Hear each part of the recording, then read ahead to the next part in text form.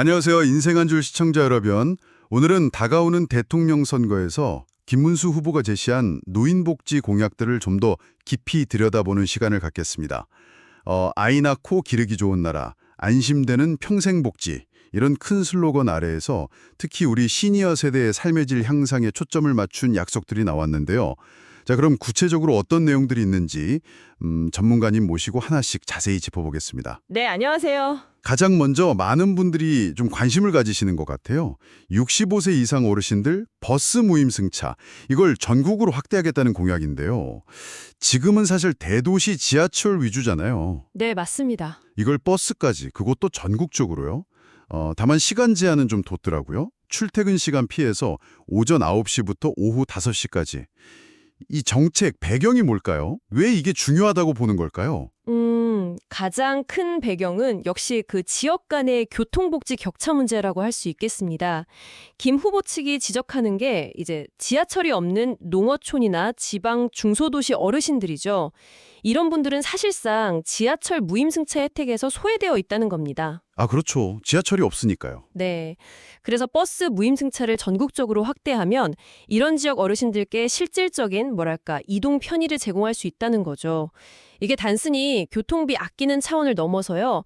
어르신들 외출이 좀 더 자유로워지면 사회활동 참여도 늘고 또 고립감도 줄어들 수 있고요. 건강 증진 효과도 기대하는 것 같습니다. 네, 확실히 이동이 자유로워지면 활동 반경이 넓어지니까요. 그 취지는 참 좋아 보입니다. 그런데 이런 보편적 복지 확대는 항상 그 재원 문제가 따라오잖아요. 그렇죠. 가장 큰 문제죠. 전국적으로 버스 무임승차를 하려면 이게 예산이 정말 만만치 않을 텐데요. 이 재정 부담 문제, 그리고 또 젊은 세대한테 부담이 전가되는 거 아니냐, 이런 세대 간 형평성 논란도 있을 수 있고요. 이 부분은 어떻게 풀어갈 계획일까요? 네, 정확하게 보셨습니다. 그 재정 확보 방안하고 세대 간 형평성 문제가 이 공약의 가장 큰 쟁점이라고 할 수 있습니다. 여기에 대해서 김 후보 측 입장은 좀 단호한 편인데요. 다른 비용을 줄여서라도 교통복지는 꼭 필요하다, 이런 입장입니다. 아, 다른 예산을 조정해서라도 하겠다. 네.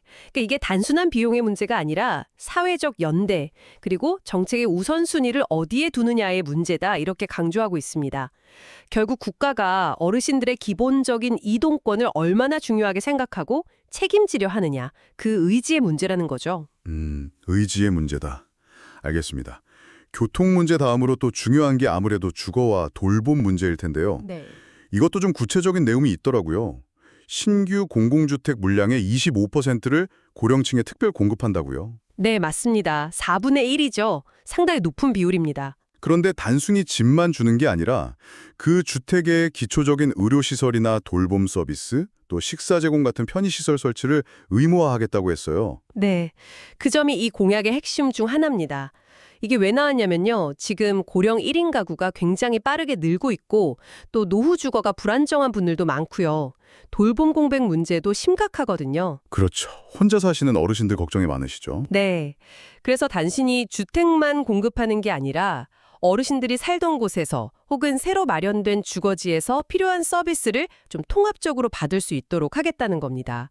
이걸 이제 주거 돌봄 연계 모델이라고 볼 수 있는데요. 예를 들면 집 바로 아래층이나 단지 내에 작은 의원이나 방문간호센터, 공동식당 같은 걸 두는 거죠. 아, 그럼 멀리 안 나가셔도 기본적인 것들은 해결이 되겠네요. 그렇죠. 거동이 불편하신 분들께는 정말 큰 도움이 될 수 있습니다. 그리고 이와 연결해서 지역사회 통합 돌봄체계 구축도 같이 약속을 했어요. 이건 이제 시설에 입소하지 않고 가능한 한 오랫동안 살던 집에서 건강하게 지내실 수 있도록 방문간호나 방문요양, 식사배달 같은 서비스를 더 강화하겠다는 그런 구상입니다. 평생 살던 곳에서 계속 지낼 수 있도록 지원한다. 이것도 참 중요한 부분이네요. 네, 김 후보는 평생 헌신하신 어르신들께 국가가 최소한의 복지는 제공해야 한다, 이런 점을 강조하고 있습니다. 알겠습니다. 자, 그럼 경제적인 부담을 좀 덜어주는 방안들도 있나요? 세금이라든지 그런 것들이요? 네, 있습니다. 크게 두 가지 정도를 주목해 볼 수 있는데요. 하나는 고령자가 집을 팔 때 내는 세금, 그러니까 양도소득세죠.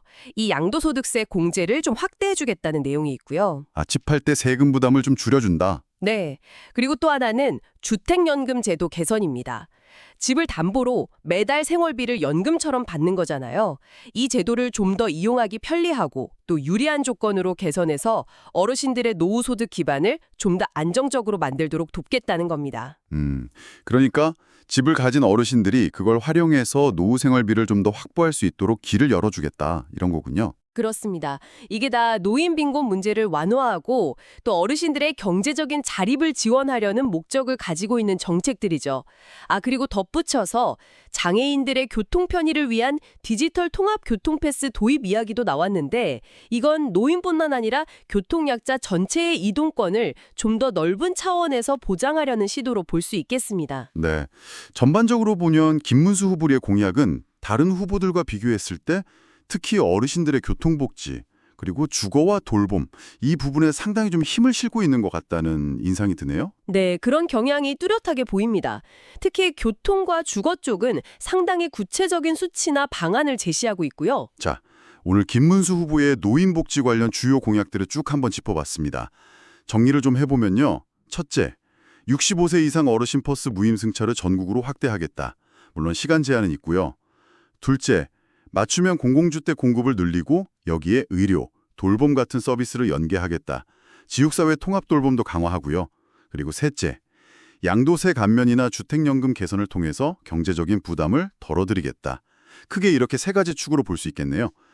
자, 이 내용들이 시청자 여러분께는 어떻게 다가오시는지 모르겠습니다. 이 공약들은 결국 우리가 곧 맞이할 초고령 사회, 2025년이면 진입한다고 하죠. 이 초고령 사회의 여러 문제, 그러니까 노인 빈곤 문제, 또 주거 불안 문제, 돌봄 공백 문제, 이런 당면 과제들을 해결하기 위한 정책들이라고 평가할 수 있습니다. 특히 그동안 좀 소외되었던 지하철 없는 지역 어르신들의 교통복지 격차를 해소하려는 시도는 상당히 의미가 있다고 봅니다. 네, 그 점은 많은 분들이 공감하실 것 같아요. 하지만 역시 앞서도 말씀드렸지만 관건은 재원 마련 방안입니다. 이게 구체적으로 어떻게 나올지, 그리고 또 이 재원을 어떻게 배분할 것인가 하는 세대 간 형평성 문제, 이 부분은 계속해서 중요한 논의 과제가 될 겁니다. 김 후보 측에서 복지는 돈 문제가 아니라 함께 살아가겠다는 의지의 문제다, 이렇게 강조를 하고 있는데요.